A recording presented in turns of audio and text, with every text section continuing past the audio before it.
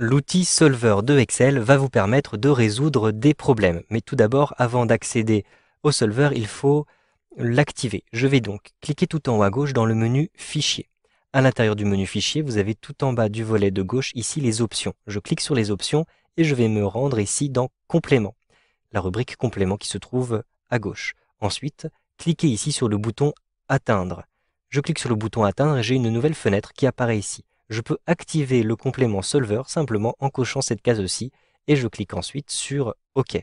Maintenant, je vais me rendre dans l'onglet Données et j'ai un nouveau groupe qui est apparu et qui s'appelle Analyse avec un outil qui s'appelle Solver.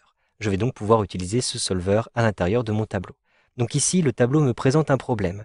Pour produire des écrans télé, des lecteurs DVD et des rétroprojecteurs, je vais avoir besoin d'utiliser des unités de travail, matériel, infrastructure. Mais cela va me permettre de dégager un certain nombre de profits.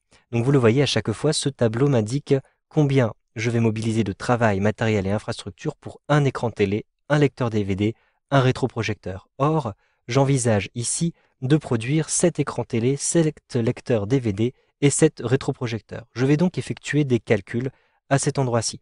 Je vais multiplier C10 plus D10 et E10 par les éléments qui correspondent ici. Donc je vais avoir C10 fois C4, D10 fois D4 et E10 fois E4. Et de même pour le matériel, les infrastructures et le profit qui en découle.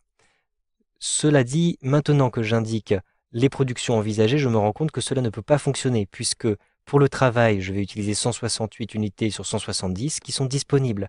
Mais pour le matériel, je vais utiliser 168 unités alors que je n'en ai que 70 de disponibles. De même pour les infrastructures, je ne vais pas en avoir suffisamment. Donc la question qui se pose est de savoir quelle production je peux envisager pour chacun des produits afin de maximiser mes produits tout en restant dans les limites disponibles de ce que j'ai. Donc, je vais utiliser l'outil Solver. Je clique ici sur le résultat que je souhaite maximiser et je me rends à l'intérieur de l'onglet Données. Maintenant, je clique ici à droite sur le Solver. Ici, je souhaite définir un objectif. L'objectif à définir sera, je clique sur la petite flèche, ici les profits, donc en C16. Ensuite, je clique à nouveau sur la petite flèche rouge pour valider ceci. Je souhaite avoir une valeur maximum, donc je coche ici maximum, mais vous pouvez aussi choisir une valeur minimum ou même tendre vers une valeur très précise. Ensuite, vous avez plusieurs cellules qui vont être variables. Je vais ici définir la plage en cliquant sur la petite flèche rouge. Quelles sont les cellules qui sont variables? Eh bien, ce sont les cellules de C10 à E10, puisque je vais modifier ma production envisagée en fonction de mes disponibilités. Ensuite, je clique à nouveau ici sur la petite flèche rouge. Quelles sont mes contraintes? J'ai 3 contraintes. Il s'agit des différentes limites ici d'utilisation de mon matériel. Donc, je vais ici cliquer sur Ajouter et je vais indiquer que la référence à la cellule ici, C13, doit rester inférieure ou égale à la cellule qui se trouve ici en E13. Je clique à nouveau sur la petite flèche rouge et j'ajoute cette contrainte. Ensuite, je vais créer une deuxième contrainte. Donc par exemple, la référence de la cellule C14 doit rester inférieure ou égale à la cellule E14. Et je clique sur la petite flèche rouge.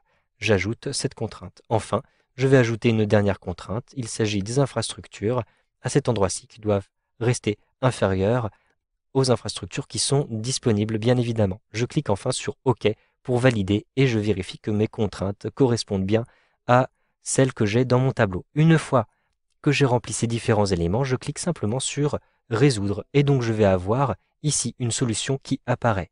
Je clique sur OK pour conserver la solution du solver et je me rends compte qu'il faut produire 9 unités de DVD, privilégier la création des DVD pour maximiser mes profits qui seront de toutes les façons dans les limites disponibles de 61 unités,25. Je me rends compte aussi que j'utilise tout mon matériel mais que je suis loin d'utiliser tout mon travail et toutes mes infrastructures. Donc, je vais d'abord acheter davantage de matériel pour augmenter tout de suite mes profits. Vous savez donc maintenant comment résoudre un problème en utilisant le solver de Excel 2013.